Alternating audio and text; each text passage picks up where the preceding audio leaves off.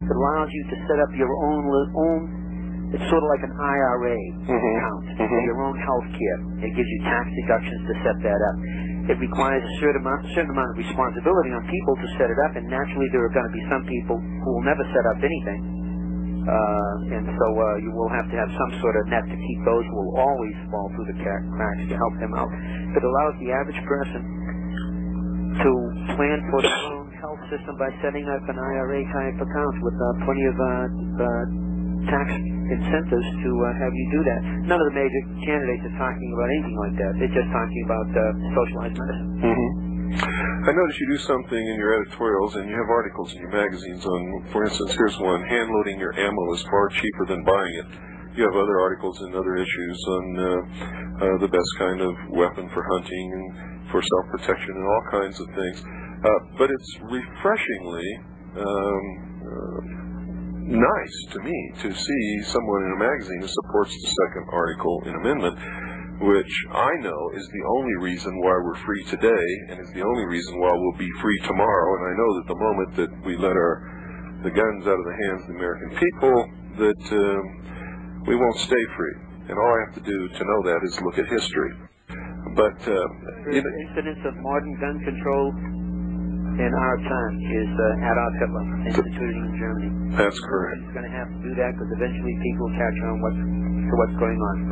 Every time a communist country used to take over, first thing they do is institute gun control. Our founding fathers knew when they started the country that the worst enemy lurking in the woods would be our own government down the line. Absolutely. It wasn't going to come from a foreign invader. They knew eventually people would get in power and they'd say, well, let's take these rights away from the citizens and let's assume a little bit more power on the state level and let's assume a little bit more power on the federal level. The reason they wrote the Second Amendment to the Constitution, and you can read this from reading the writings of all the people involved with the Bill of Rights and Constitution, was so people had the means to rebel against their own government. It wasn't just to go hunting. It wasn't just to protect themselves against the burglar. And, some people, I've heard, some people, my critics, would be pulling their hair out now. They say, well, all they had was muzzle loaders. That was state-of-the-art. Their idea was the people need to be armed with state-of-the-art weaponry in order to keep their government honest. That's correct. The truth is that no crime has ever been committed with a legally registered machine gun, with a tank that someone has purchased from the military, with any kind of what people would call a super dangerous weaponry. There are many, many, many people in this country who own machine guns, and I mean the real machine guns. You have to register with the Bureau of Alcohol, Tobacco, and Firearms and the whole works to get a special permit to have them. No crime has ever been committed with any of those weapons. Nobody who commits crimes goes through the legal process to get their weapons. Right now in England, handguns are banned throughout the entire country of England. Yet last year in London, over 5,000 serious felony crimes were committed with handguns in the city of London. The truth about this whole matter is that somebody who wants a gun to kill somebody with is going to get a gun and they're going to kill that person, and there's nothing anybody can do about it. But the day that a despot rises to power in this country and takes our freedoms away, if the people don't have guns, they won't be able to do anything about it. And they are always helpless against the criminals who are able to get guns no matter what the law says. That's why they're called criminals.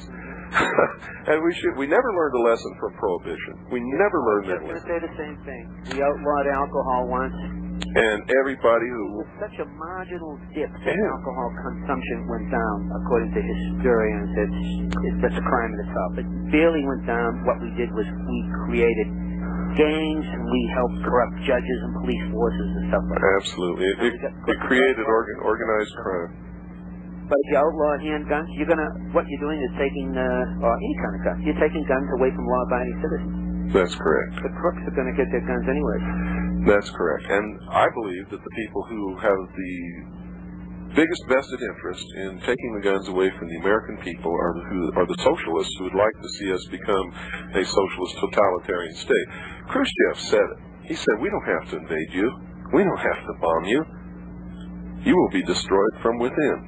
Now, it's kind of interesting now that the demise, so-called demise of the Soviet Union has taken place, and they're all running towards democracy.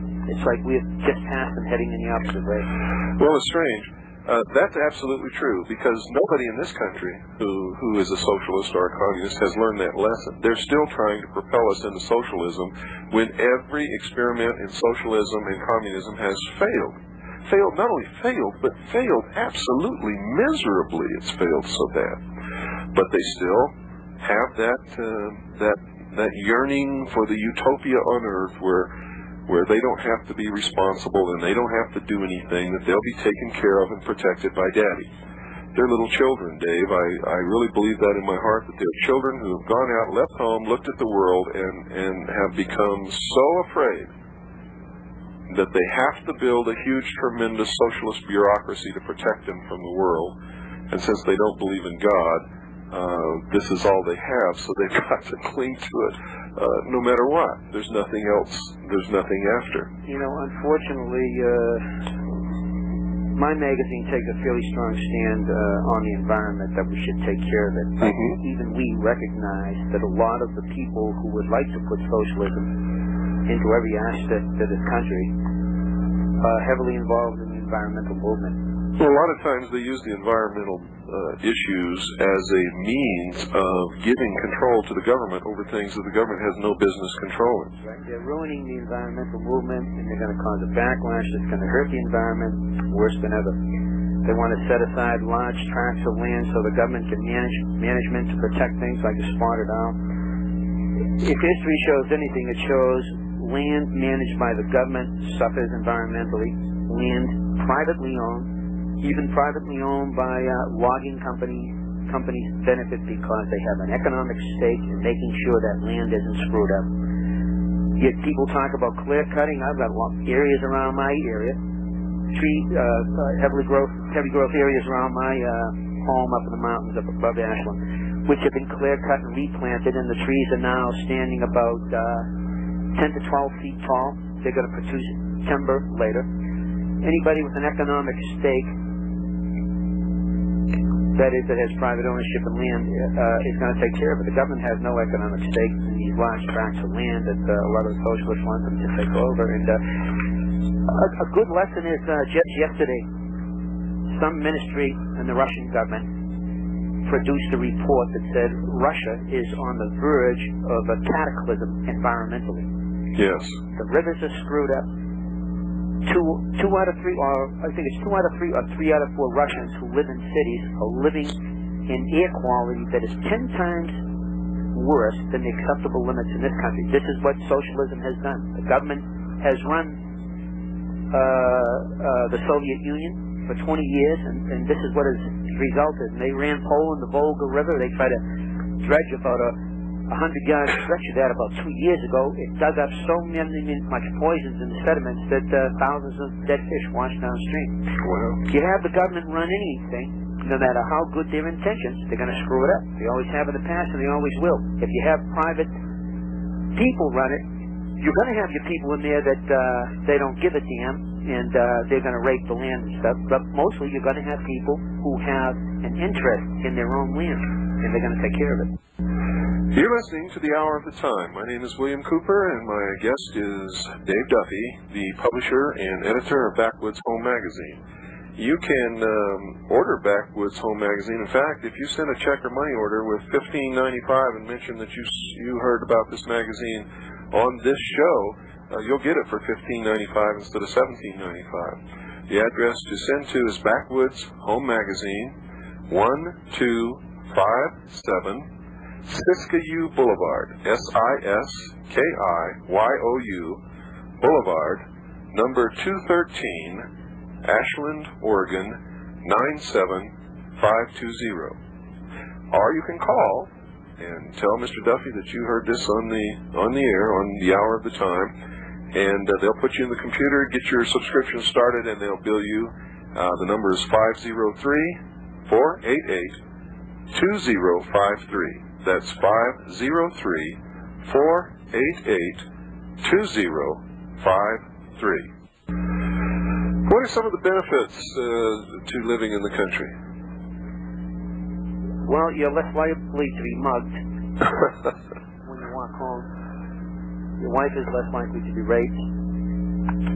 You're probably going to add a few years on your life because you're not subject to the stress of living in the city with all the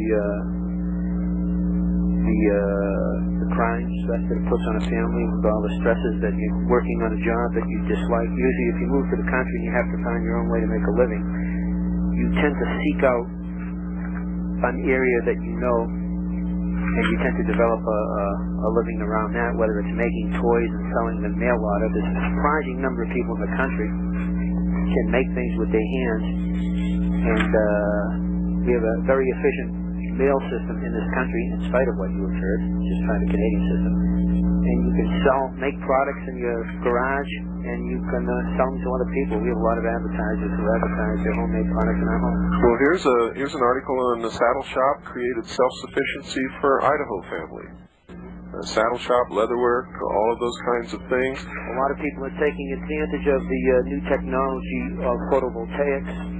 And I bet you personally, I know maybe 30 people who have a husband and wife team that install photovoltaic systems on people's houses, and photovoltaic being solar electric panels go on the roof. Those are a lot cheaper now, aren't they, Dave, than they used to be? Cheaper. They're still kind of pricey. There's several avenues of technology that will come to fruition in 3 to 5 years that'll drop the price by a factor of 5, I believe. Well, that's it, folks. We're out of time. We want to thank Mr. Dave Duffy for his contribution and for being such a wonderful guest tonight. And maybe we can have him back at some other time. Remember, send your $45 for your CAGI membership to P.O. Box 3299, Camp Verde, Arizona 86322. While you're at it, send $24 for my book, Behold a Pale Horse. Well, that's it, folks. Good night, and God bless each and every one of you.